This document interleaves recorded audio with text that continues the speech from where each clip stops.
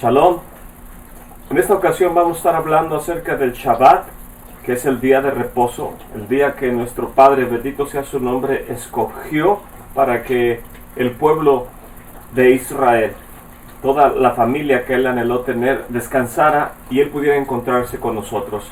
Es muy importante conocer acerca del día de reposo. El libro de Levítico nos lo habla en el capítulo 23. Voy a leer en el verso 1. Y habló el Eterno a Moshe, diciéndole: háblale a los hijos de Israel y diles: las solemnidades del Eterno, las cuales proclamarás santas convocaciones, estas serán mis solemnidades. Aquí este pasaje nos habla claramente que son santas convocaciones. En el idioma hebreo se llama Mikra Kodesh. Una santa convocación es como una cita que el Eterno tiene con su pueblo. Es una festividad, también le llamamos un Yom Tov, un día bueno. Es el día o los días que el Eterno decide por sobre otros días de todo el año encontrarse con su pueblo. Durante todo el ciclo anual tenemos 12 meses y estos 12 meses cuentan con 4 fines de semana. Aproximadamente son 53, 54 días de reposo, sin contar las 7 festividades que ahorita vamos a leer en el libro de Levítico 23. En total tenemos cerca de 60 festividades que el Eterno ha escogido. Y no es otra cosa el resumen de estas 60 festividades, sino lo que conocemos como la fiesta de las bodas del Señor. Esta es tan importante, esta festividad, que tomará lugar en los tiempos postreros, y tan vasta la información que conlleva el llegar a esta festividad, que nuestro Padre, bendito sea su nombre, lo dividió o lo subdividió en 53 días de reposo más 7 festividades que vienen en el libro de Levítico. Son santas convocaciones. Voy a continuar leyendo en el verso 3. 6 días se trabajará y el séptimo día es un Shabbat de reposo, una convocación santa, un Mikra Kodesh. Ninguna obra harás. Es un Shabbat del Eterno en todas tus habitaciones. Claramente aquí nos dice la Escritura que 6 días nos ha dado el Eterno para trabajar en nuestros propios negocios, para poder traer el sustento a nuestro hogar, pero el séptimo día es un día que Él ha apartado para encontrarse con nosotros. La Escritura nos lo dice claramente a partir de, en el libro del Bereshit o Génesis en el capítulo 2, terminando el capítulo 1 para comenzar el capítulo 2, nos habla acerca del día de reposo. Y nos dice la Escritura, el último versículo del capítulo 1, que es el verso 31, y vio el Eterno todo lo que había creado, y he aquí que era bueno en grande manera, y fue la tarde y la mañana del día sexto. El día sexto es lo que nosotros conocemos como el viernes. Y ese día viernes fue la tarde y la mañana. Y podemos ver que la Escritura nos designa el conteo de los días en la Biblia siempre es de anochecer a amanecer. Por eso toda la narrativa en el libro de Génesis comienza y fue la tarde y la mañana. Es de esa manera que podemos nosotros interpretar el contexto de lo que significa un día. Y el capítulo 2 comienza diciendo: y fueron acabados los cielos y la tierra y todo su ornamento. Y acabó el Eterno en el día séptimo su obra que hizo, y reposó en el día séptimo de toda su obra que había hecho. Y bendijo el Eterno al día séptimo y lo santificó, porque en él reposó de toda su obra que había el Eterno creado y hecho. Aquí vemos claramente que el Eterno santificó el día de reposo. La Escritura nunca nos habla, nunca vamos a ver que el Eterno llame a una persona santa. Puede usted leer todo el libro de Génesis, Éxodo, Levítico, Números, Deuteronomio, los 5 libros de Moshe, que es el fundamento de la escritura hebrea, de la escritura judía. Y en ningún versículo el Eterno llama a un individuo que Él es santo. La primera vez que la palabra santo aparece en la escritura es precisamente en este capítulo 2, el inicio del capítulo 2 del libro de Bereshit, de Génesis. Ahí es donde dice el Eterno que Él santificó el día de reposo. La palabra hebrea para santificar es la palabra kadosh. Él puso una medida de kedushá en el día de reposo. ¿Por qué? Porque lo que Él quiere tener es en cuanto a la cronología, y cuando uno estudia el contexto hebreo de la Escritura, es sumamente importante, porque la teología nos enseña acerca de el Kairos, o acerca del el Cronos, que en realidad era un dios griego. No podemos interpretar la Escritura en base a las deidades de Grecia o de Roma o de cualquier otra de las culturas o religiones antiguas. Tenemos que hacerlo como nos lo muestra la Escritura. Y en la Escritura la medida de tiempo es los días. A través de las luminarias, a través del sol y de la luna, el calendario, el conteo de los meses en la mente hebrea tiene que ver tanto con el sol como con la luna. Es un calendario lunisolar. En este caso podemos entender de esa manera que el Eterno, en la cronología, en la medida de cómo Él interpreta el tiempo, es que son 6 días. 6 días trabajarás y el séptimo descansarás. Él escogió un espacio en el tiempo para encontrarse con nosotros, y tiene que ser un espacio santificado. Por eso el Shabbat es un espacio en el tiempo, es una cápsula en el tiempo, es un momento de santificación donde Él quiere encontrarse con nosotros. Si Él quiere encontrarse con nosotros, ¿por qué nosotros no querríamos encontrarnos con Él? De tal manera que notamos la importancia del día de Shabbat, encontrarnos una cita santificada con el Creador del universo. ¿Quién no quisiera asistir a esa cita llamada Shabbat o día de reposo? Y voy a continuar leyendo lo que dice el libro de Levítico en el capítulo 23 acerca de las demás festividades que nos habla a través de su palabra nuestro Padre Celestial. Dice el verso 4: estas son las solemnidades del Eterno, las convocaciones santificadas, Mikra Kodesh, convocaciones santificadas a las cuales convocarás en sus tiempos, en el mes primero, a los 14 del mes, entre las 2 tardes, Pesaj es del Eterno. Ahorita que se acerca esta festividad tan importante llamada Pesaj, que tradicionalmente el mundo teológico la llama Pascua, pero aquí nos comienza a narrar el libro de Levítico 23 las festividades, que son 7 festividades, citas santas que Él apartó para que nos encontremos con Él. Y dice que en el mes primero. ¿Cuál es el mes primero? En la Biblia, en la Escritura, el Tanaj, como le llamamos en hebreo, el mes primero en este caso es el mes de Nisan. Todo lo que leemos en la Escritura, desde Génesis 1 hasta Éxodo 12, tiene que ver con el calendario civil, en el cual el primer mes es el mes que le llamamos Tisri. Este mes Tisri, que es la cabeza del año civil, comienza entre el mes de septiembre y octubre. Y en Éxodo 12 el Eterno habló al pueblo de Israel y dijo: a partir de ahora este será el principio de los meses del año. Y comienza a narrar que sacrificarás un cordero macho de 1 año a los días 14 de este mes. Y ese mes es ahora en la primavera. Tiene el nombre de Nisan o Aviv, que significa primavera. Y este mes, que ahora se convierte en la cabeza del calendario religioso, nos enseña por lo tanto la Escritura que tenemos 2 calendarios, el civil y el religioso, y cada uno cumple con un propósito.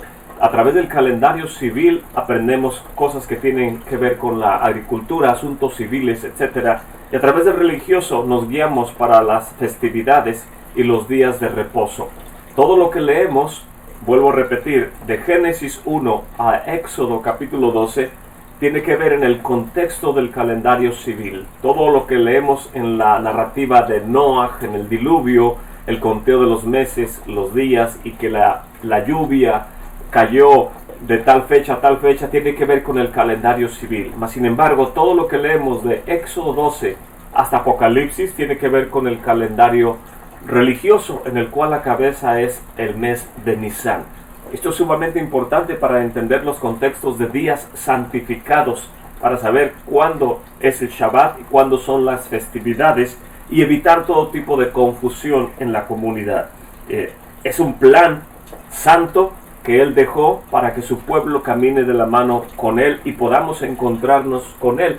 No solamente hizo un espacio en el tiempo, dándonos el santo Shabbat para descansar y estar junto con Él, sino que Él también hizo un lugar en cuanto geográficamente en el cual Él quiso encontrarse con su pueblo. Se encuentra el Eterno con su pueblo en cuanto al tiempo, pero también se encuentra Él con nosotros en cuanto al espacio.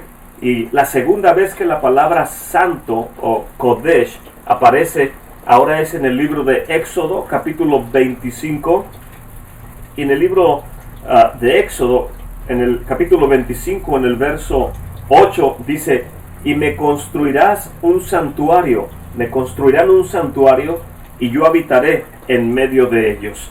Aquí esta palabra santuario en el idioma hebreo es Mikdash.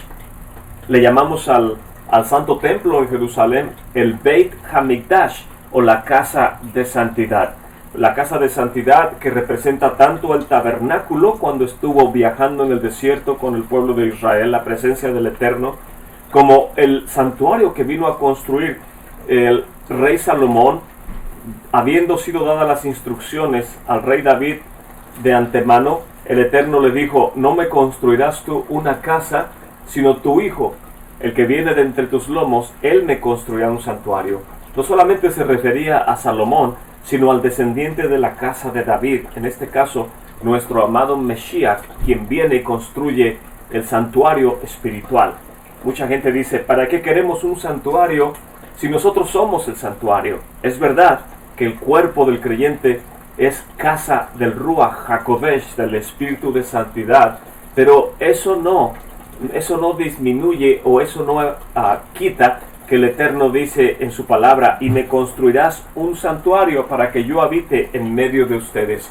Y aquí podemos ver, los que pueden ver a través de las redes sociales, a espaldas mías en la imagen está lo que se conoce como el templo de Salomón, que construyó el rey Salomón por mano del Eterno. Le entregó los planos al rey David, y el templo de Salomón era una estructura enorme, gigantesca, con puertas enormes, con atrios en los cuales miles de personas podían venir a rendir abodá o servicio al Creador del universo.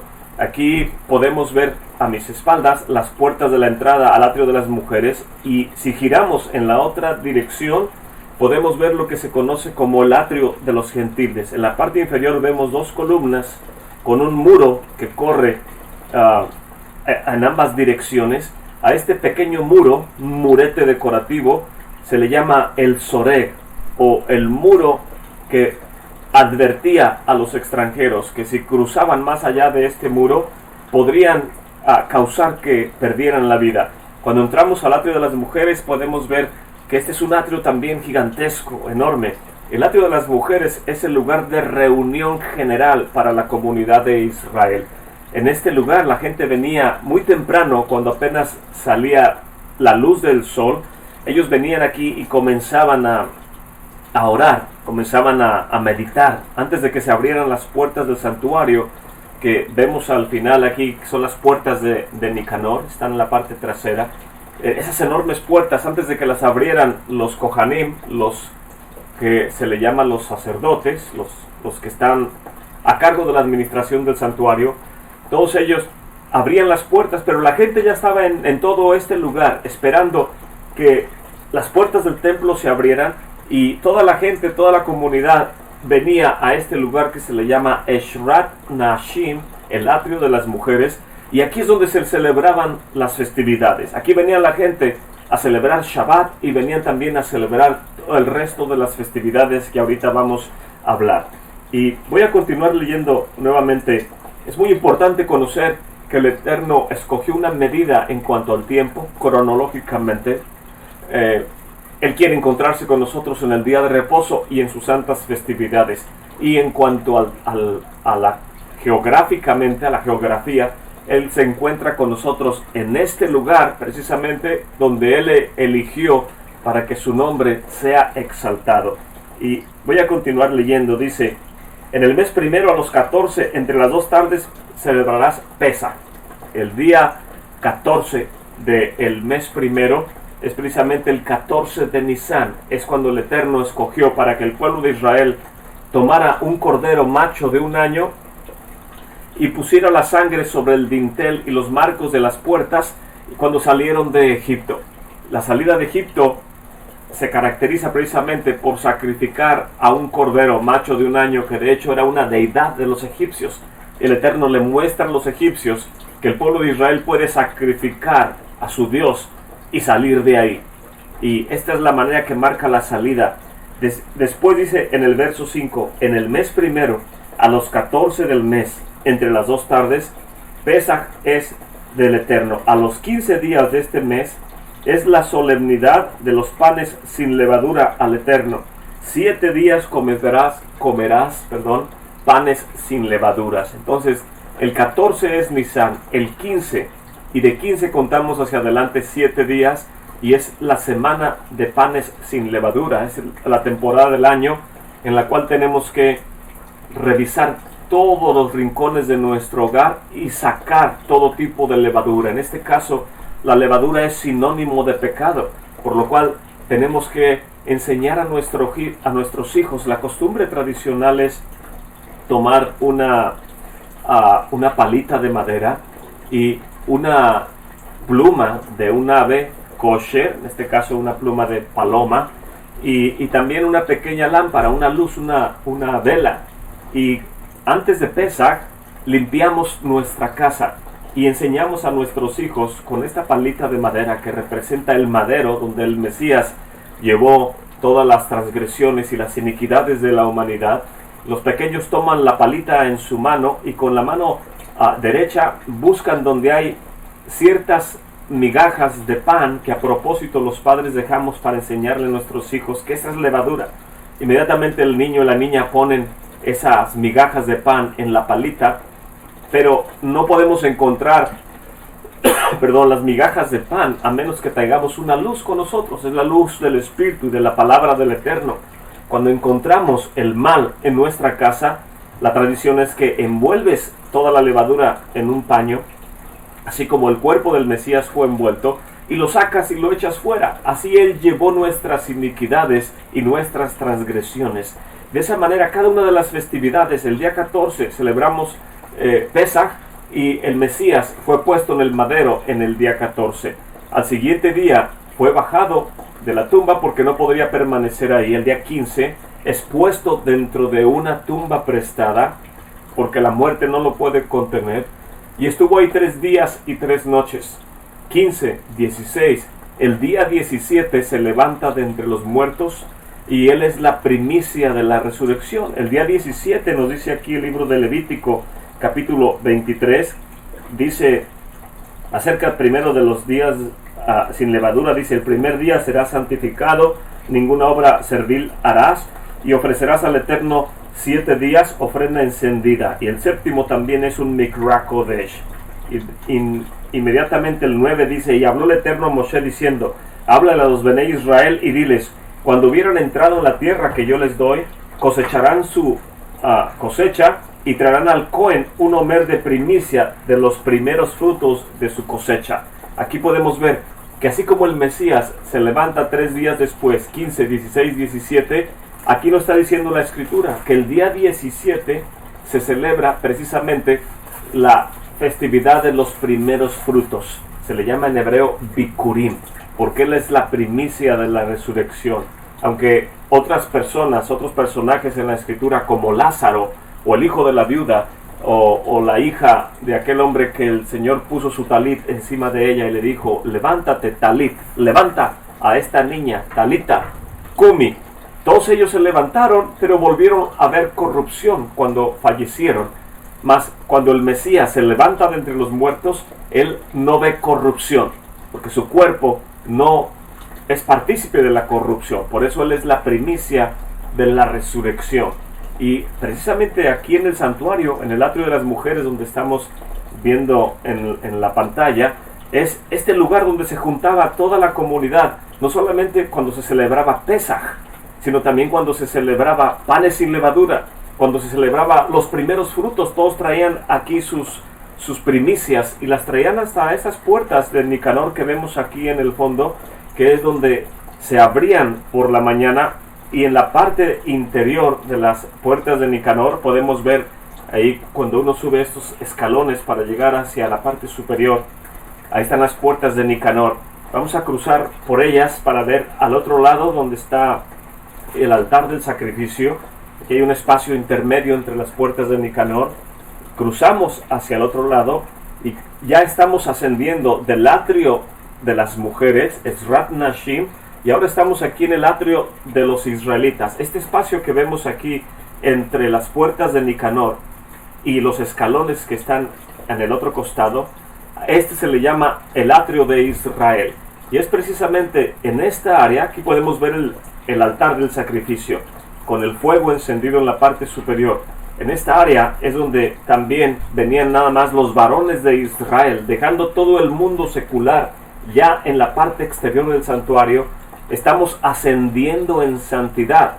El atrio de Israel es más santo que el atrio de las mujeres, es más santo que la santa ciudad de Jerusalén, es más santo que el monte, lo que se llama la periferia del monte. Y ahora estamos en áreas más santas. El altar del sacrificio es más santo que el atrio de Israel, y continuamente cuando estamos en las siguientes escalinatas que más adelante vamos a ver, ahí es donde es más santificada esa área que el altar del sacrificio.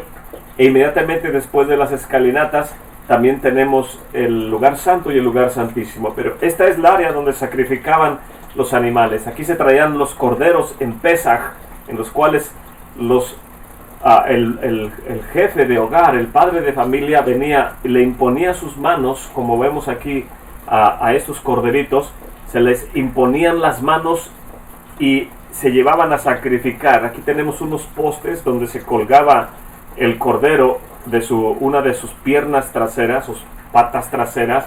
Aquí podemos ver cómo los colgaban en este poste. Tenía diferentes ganchos de altura, un gancho superior para los animales más grandes como los bueyes o los becerros, la becerra, y ganchos inferiores donde se colgaban los corderos o las cabras, etcétera. Y aquí se les cortaba la yugular, se desangraban, se cortaban las piezas que correspondían al altar del sacrificio. En estas mesas se hacía todo el trabajo que tiene que ver con el hacer las partes de los animales. En algunas de las ofrendas, como el Corbán Shelamim, la ofrenda de paz, o el Corbán Todá, la ofrenda de acción de gracias, que no se necesita que alguien haya cometido una transgresión para traer una ofrenda, simplemente por amor al Eterno traía uno el animal, aquí se lo procesaban y después se le daba una pieza al Eterno, otra pieza a los Kohanim y otra para la familia, para que ellos pudieran consumirlo y de esa manera tener una festividad delante del Eterno. Aquí vemos el altar del sacrificio, cómo está toda la línea roja que divide la sangre de arriba de la sangre de abajo. En estas esquinas precisamente es donde se derramaba la sangre de los animales, aquí en estas esquinas. Y en estas escalinatas que están enfrente de mí son los 12 escalones que nos llevan entre el altar y el porche y el altar, donde nos narra la escritura que sacrificaron a un Cohen un sacerdote de nombre Zacarías. Pero voy a continuar leyendo acerca de las festividades que tienen que ver con el santuario directamente. Es muy importante que son convocaciones santas, porque tienen que llevarse a cabo por el pueblo de Israel, y también tienen que, cuando el templo estaba en funciones, tenían que llevarse a cabo en estos atrios. Y esto es sumamente importante para que nosotros entendamos el servicio al Eterno. Bendito sea su nombre. El verso 11 dice: cuando él traiga los primeros frutos, la ofrenda de Bikurim, mecerá el homer delante del Eterno para que sean aceptos. Al siguiente día del Shabbat lo mecerá el Cohen. En el día que ofreces el homer, que es una medida de cebada, ofrecerás un cordero de 1 año sin defecto en holocausto al Eterno. Y su presente será 2 décimas de flor de harina amasada con aceite, ofrenda encendida al Eterno en olor suavísimo, y su libación de vino, la 4ª parte de un hin. Y no comerás pan ni grano tostado, ni espiga fresca, hasta este mismo día que hayan ofrecido la ofrenda a su Elohim. Estatuto perpetuo es por todas sus edades, en todas sus habitaciones.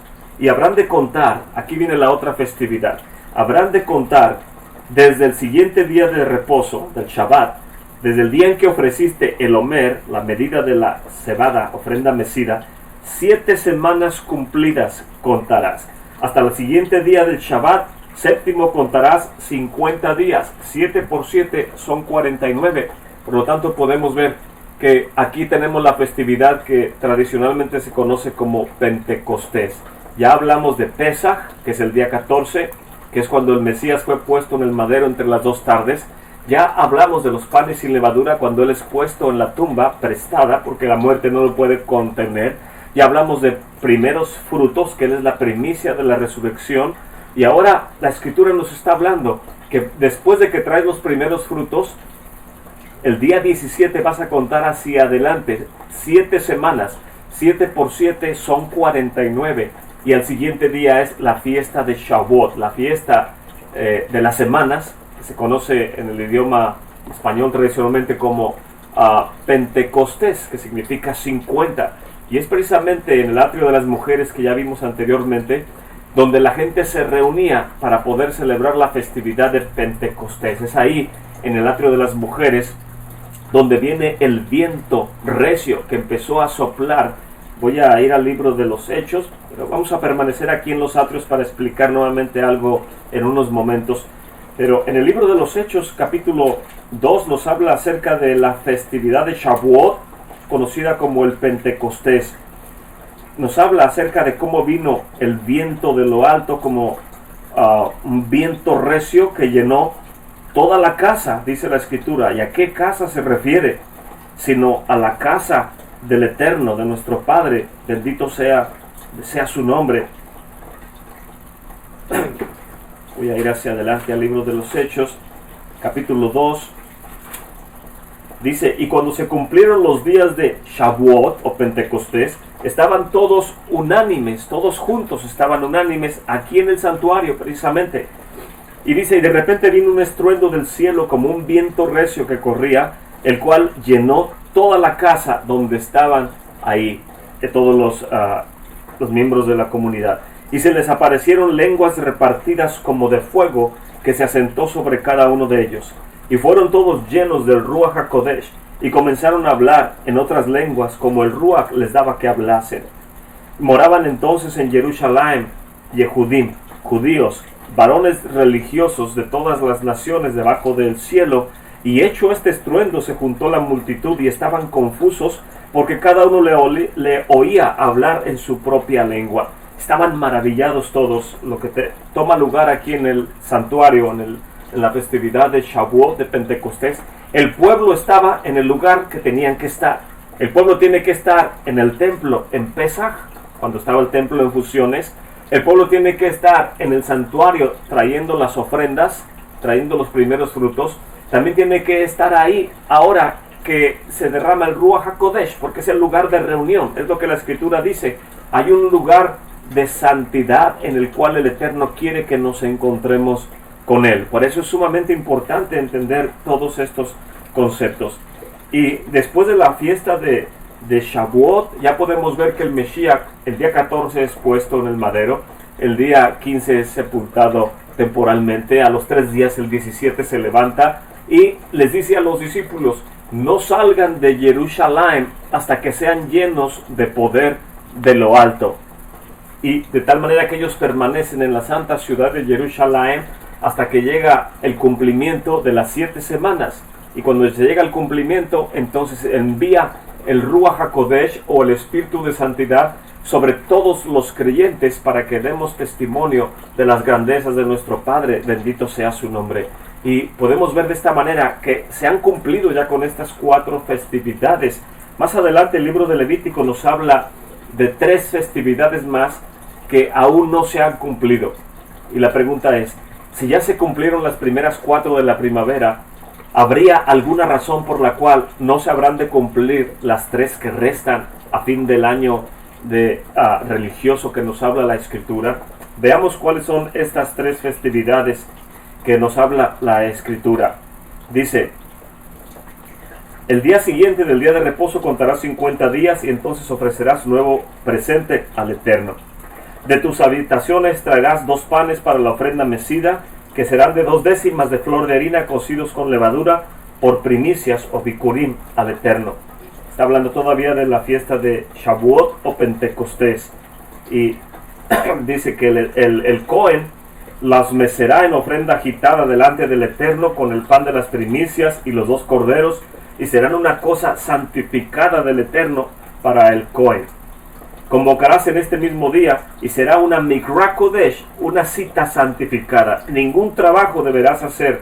Es un estatuto perpetuo en todas tus habitaciones por todas tus edades. Y cuando coseches la mies de tu tierra, no acabarás de cegar un rincón de tu haza, ni espigarás tu siega.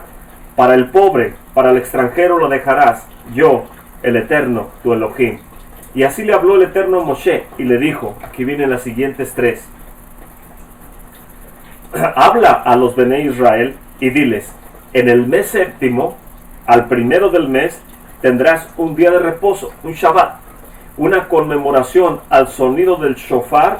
Es una Mikra Kodesh. Y esta festividad le conocemos como la festividad de Yom Teruah, el día del sonido del shofar. Es precisamente cuando se conmemora también, se le llama el día del juicio, Yom Hadin. Es también el día en que resucitan los muertos, en el día cuando suena el shofar. Lo dice Rab Shaul, conocido como al apóstol Pablo. Él no lo dice en 1 Corintios 15. He aquí que les digo un misterio. No todos dormiremos, mas todos seremos transformados en un abrir y cerrar de ojos a la final trompeta. En toda la liturgia de la Escritura, en el contexto del servicio del pueblo de Israel, solamente tenemos 3 shofares que se tocan en las festividades. El primer shofar se toca precisamente en la data de la Torá en el monte Sinaí, que es la festividad que acabo de mencionar de las semanas. El pueblo de Israel recibimos la Santa Escritura, los 10 mandamientos, las tablas de la Torá en el monte Sinaí, en la festividad de Shavuot, de Pentecostés. Y es precisamente en esta festividad que es el libro de los Hechos paralelo a Hechos capítulo 2, y ya se cumplieron estas festividades, que son conmemoraciones, son Mikra Kodesh. Y en ese día dice la Escritura que sonaba el sonido del shofar cada día, cada vez más fuerte y más fuerte. Y la gente decía: que no nos hable el Eterno, sino que te hable a ti, Moshe, y tú nos hablarás a nosotros. Y de esa manera el pueblo no toleraba el sonido del shofar, que era tan fuerte. En el libro de Apocalipsis nos dice Juan, el autor, Yohanan, dice que él estaba en la isla de Patmos en el día del Señor. Era un día de reposo, el día de Shabbat. Es el día de los eventos que van a tomar lugar proféticamente. Qué importante es conocer la liturgia del día del Shabbat, porque si no conocemos lo que es el día del Shabbat, día de reposo, tiene su inicio el viernes al caer el sol. La ama de casa, la esposa, toma las luces del Shabbat, son 2 velas, 2 luces o 2 recipientes con aceite de oliva, si así lo prefiere, y enciende las luces. Representan lo que dice la Escritura desde el inicio de la creación, la santificación del Shabbat. La santificación del Shabbat no es precisamente con las luces, sino con la copa del fruto de la vid, cuando se santifica el día del Shabbat. El día viernes encendemos las luces, tenemos el pan en la mesa, tenemos el fruto de la vid en la mesa, tenemos sal en la mesa, libros de oración, cánticos que hacemos todos juntos en nuestro hogar, y nos disponemos a separar el día santo del Eterno. Se separa desde el viernes por la noche con una copa del fruto de la vid, y se cierra en el día de Shabbat al caer el sol con una copa de fruto de la vid. Le llamamos esta ceremonia Havdalah, que precisamente estaba haciendo Rab Shaul, el apóstol Pablo, en el libro de los Hechos capítulo 20, cuando dice la Escritura que él disertaba largamente de la Escritura, y ya era muy noche, ya se había terminado el Shabbat, cuando un joven cae del segundo piso y aparentemente pierde la vida, pero Rab Shaul viene y lo resucita. Y precisamente estaba cansado este joven porque ya había terminado el día de reposo y ya era tarde, estaba él tratando de dormitar un poco y se descuidó. Pero el día del Shabbat tiene su inicio el viernes por la noche y termina en el Shabbat al caer el sol. Y de esta manera podemos ver que la santidad de ese día es sumamente peculiar, porque es un lugar, es un momento, es una isla en el espacio donde podemos intimar con nuestro Padre, bendito sea su nombre. Y Juan en la isla de Patmos dice que él estaba ahí en un día de reposo.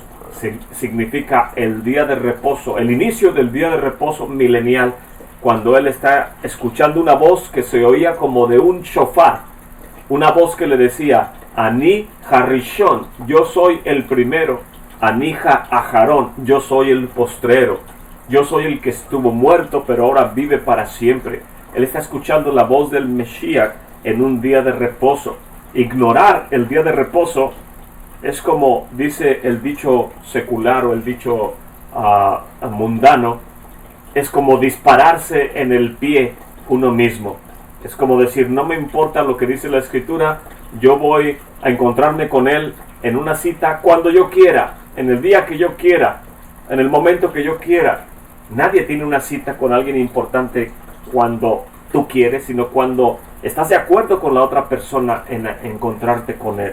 Y el Shabbat es precisamente un día muy especial. Y aquí nos está diciendo que en el mes séptimo, en el primero del mes, ahora este mes séptimo es Tisri, que es entre septiembre y octubre, se convierte en el séptimo mes del calendario religioso. Y el primero es el mes de Aviv o de Nisan. Y aquí entre septiembre y octubre, en el día primero del mes, tienes un día de reposo, conmemoración al sonido del shofar, es un Mikra Kodesh. Ninguna obra servil harás y ofrecerás ofrenda encendida al Eterno. Verso 26. Y le habló el Eterno a Moshe diciendo: sin embargo, a los 10 de este mes séptimo será el día de las expiaciones. Tendrás un Mikra Kodesh y afligirás tus almas y ofrecerás ofrenda encendida al Eterno. Aquí nos está hablando ahora que en el día 10 de este mismo mes, que se llama Tisri, celebrarás la fiesta de la expiación. En el hebreo se le llama Yom Kippur, el día que se cubre por los pecados de las transgresiones de toda la comunidad. Y ningún trabajo harás, es un día de expiaciones para reconciliarte delante del Eterno tu Elohim.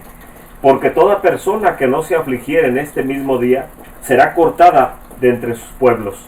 Y cualquier persona que hiciere obra alguna en este mismo día, yo destruiré a tal persona de entre el pueblo. Ninguna obra harás, estatuto perpetuo es por todas tus generaciones, en todas tus habitaciones. Shabbat de reposo será para ustedes y afligirán sus almas, comenzando a las 9 del mes por la tarde. De tarde a tarde holgarás tu Shabbat. Y habló el Eterno a Moshe diciendo, aquí ya viene la última convocación. ¿Cuánto tiempo nos queda? Como 10. Dice: habla a los Bene Israel y diles: a los 15 días de este mes séptimo será la solemnidad de las cabañas, o en el idioma hebreo se le llama la fiesta de Sukkot. Es una fiesta, algunos erróneamente le llaman tabernáculos o la fiesta de las cabañas, pero la festividad de Sukkot es una festividad en las cuales hacemos una habitación temporal que en el hebreo se le llama sukkah. Y la sukkah tiene ciertas peculiaridades y requisitos.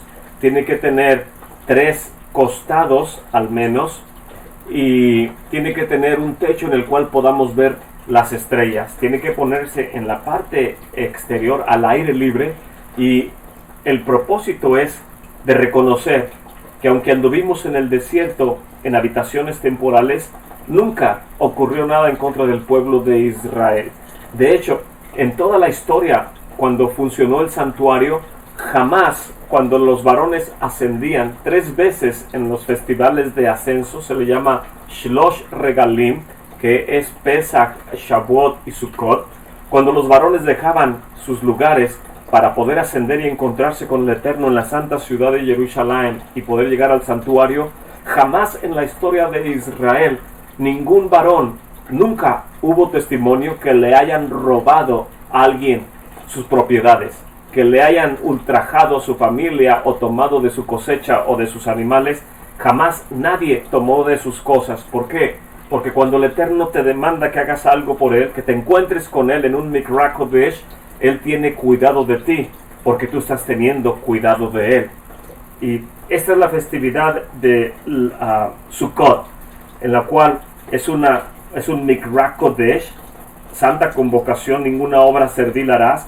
7 días ofrecerás ofrenda encendida al Eterno, y el 8º día tendrás una convocación y ofrecerás ofrenda encendida al Eterno. Es festividad, ninguna obra servil harás. Y todas estas son las solemnidades del Eterno a las que convocarás santas reuniones, Mikra Kodesh, para hacer ofrenda encendida al Eterno, holocausto, presente, sacrificio y libaciones, cada cosa en su tiempo, además de los días de reposo del Eterno, y además de tus dones, y además de todos tus votos, y además de todas tus ofrendas voluntarias que darás al Eterno.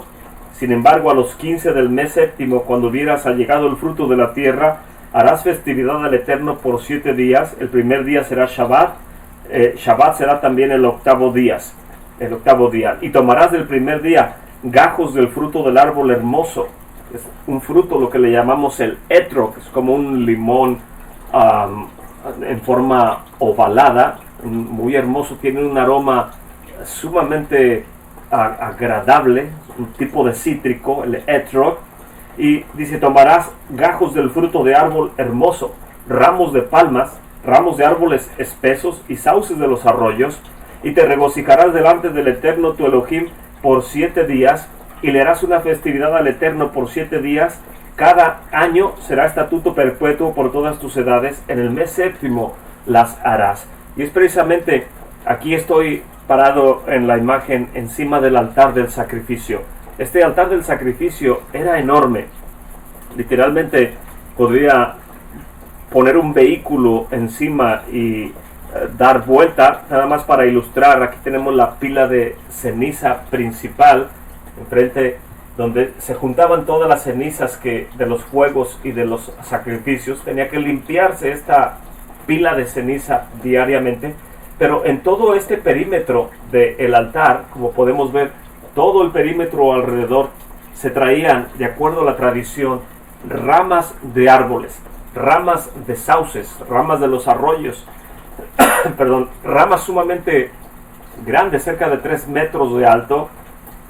Y cuando bajaban los Kohanim al arroyo a traer agua del Shiloh, que significa el enviado, otros Kohanim iban a un lugar que se llama Motza, y en Motza cortaban estos ramos de sauces, y cuando venían caminando los Kohanim ponían las ramas sobre su cintura y las ondeaban, y cada vez que daban ciertos pasos la ondeaban de un lado hacia otro, y se escuchaba como el sonido de un viento fuerte que se acercaba de la ciudad de David hasta llegar al santuario, y las ponían alrededor del altar. Y de esta manera ahí también podemos ver cómo la festividad, en este caso de las cabañas, la festividad de Sukkot, que en realidad se llama Sukkah, el lugar donde el Eterno nos manda que moremos en una habitación temporal, tiene que ver directamente con las ceremonias del templo, del santuario. Y es muy importante que nosotros conozcamos no solamente la importancia del día de reposo, que es la fuente. Todas las festividades, las 7 festividades, toman Kedushá, toman santidad del día de reposo. No podemos aprender profecía si no conocemos el día de reposo. No podemos aprender escatología o profecía o los tiempos postreros si no conocemos la festividad de Pesaj, si no conocemos la festividad de Shavuot, de Pentecostés, si no conocemos los detalles del día del juicio, de Rosh Hashanah, de Yom Kippur, el día de la expiación, o la festividad de las bodas, que tiene que ver directamente con la fiesta por 7 días, llamada también la fiesta de la Sukkah o Sukkot. Si conocemos los detalles, la liturgia de todas estas festividades y del día de Shabbat, va a ser sumamente fácil que entendamos las cartas de Rav Shaul. vamos a poder entender el contexto de Corintios, vamos a poder entender lo que significa el lenguaje apocalíptico, valga la redundancia, del libro de Apocalipsis, del libro de Daniel, el libro de Ezequiel, pero es necesario imbuirnos de lo que la Escritura nos enseña, para que de esa manera la Escritura misma nos ayude a interpretar el texto y no tengamos que tratar de traer como lo hacían los griegos en aquel tiempo. La mente griega, la mente romana, cuando no entiende algún concepto, trata de separarlo en diferentes secciones. Para ellos es más fácil estudiar, por ejemplo, antropología, el estudio del ser humano, o estudiar, por ejemplo, la astrología para entender los astros, la medicina, por otro lado. Todas estas cosas ellos las subdividían en diferentes temas y secciones para poder asimilarlas de una mejor manera. En el caso de la Escritura, el lenguaje mismo de la Escritura nos enseña a poder interpretar el texto. No necesitamos sino la Escritura misma y el Ruach HaKodesh, el Espíritu de Santidad que el Eterno ha enviado a nuestros corazones, para de esa manera poder entender el mensaje que el Eterno nos da en todas las ceremonias que se llevaban a cabo aquí en el santuario, conocer cada parte del santuario, el atrio de las mujeres, el atrio de Israel, el lugar donde cantaban los levitas, lo que está allá adentro, el lugar santo, el lugar santísimo y todos los utensilios que están en todo el santuario. Espero que esta breve reseña del Levítico 23 le ayude a poder tener ese deseo de poder conocer al Creador del universo de una forma más íntima. Shalom.